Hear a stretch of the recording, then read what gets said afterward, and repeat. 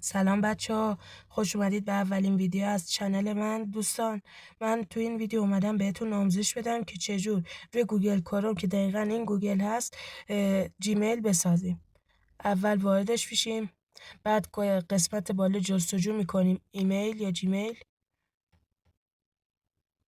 بعد که جستجو کرد روی گزینه دوم کلیک میکنیم، ثبت میکنیم تا بیاد. بعدش دوره این گزینه قسمت بالایی که درش خط کشیدم روش کلیک میکنیم،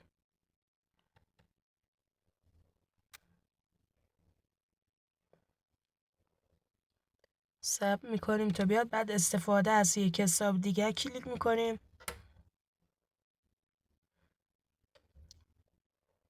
بعد افزودن حساب به دستگاه کلیک میکنیم،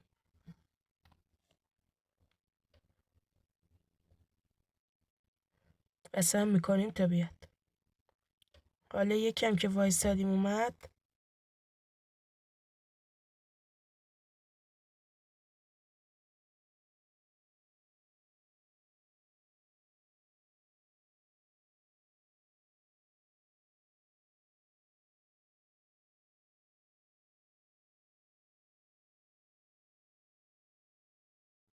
خب حالا یکم وای میسیم. وقتی که اومد الان دیگه داره میاد، داره آپلود میشه. الان که اومد روی گزینه ایجاد حساب کلیک میکنیم. توجه کنید، اگه برای استفاده شخصی میخواید گزینه اول، برای حرفه یا کسب و کار گزینه دوم کلیک کنید. من برای استفاده شخصی خودم میخوام.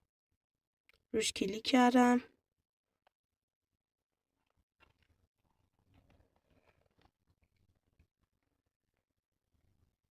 حالا اینجا نام باید وارد کنید که من مینویسم کسرا. بعد نام خانوادگیتونم اختیاریه، مثلا هر لقبی یا هر چی خواستید میتونید بزنید. من مینویسم ایکسلار.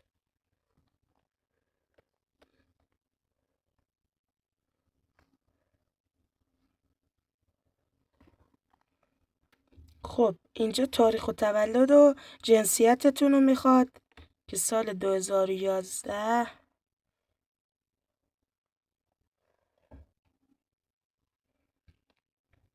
و ماه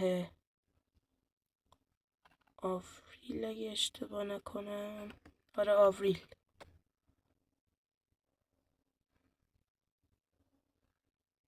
بعد روز 25 و جنسیت میتونید نگید، اگه هم میخواید بگید که من میزنم مذکر. بعد اینجا میگه اگه میخواید تا برای جیمیلتون یه اسم خودتون انتخاب کنید که من خودم همون اسم و چیزی که زدم و روش کلیک میکنم.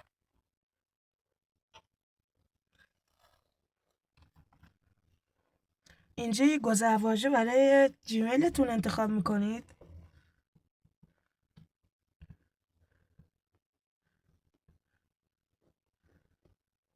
ثبت میکنیم.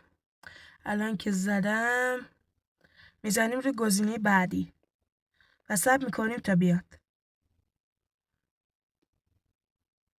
خب اینجا میگه این اکانت شما. حالا اگه موافقت میکنید میزنید روی گزینه بعدی.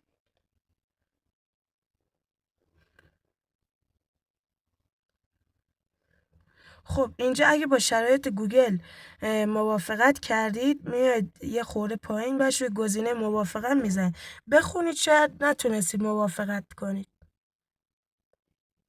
که من موافقت کردم از قبل.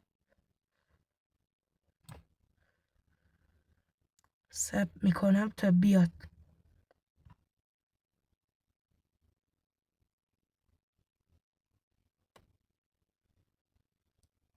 اینجا اگه دیدید اکانتتون نیومده نترسید، یه چند دقیقه طول میکشه، یه چند ثانیه تا آپلود بشه. راستی برای انجام این کارم به یه اینترنت قوی نیازه، ولی به فیلتر شکن هیچ نیازی ندارید. دیگه داره میاد کم کم. اینم اکانتی که ما زدیم و ساختیم که قسمت پایین اومده. ممنون که تا آخر این ویدیو با من همراه بودین. امیدوارم که از این ویدیو خوشتون اومده باشه و لطفاً لایک و ساب یادتون نره.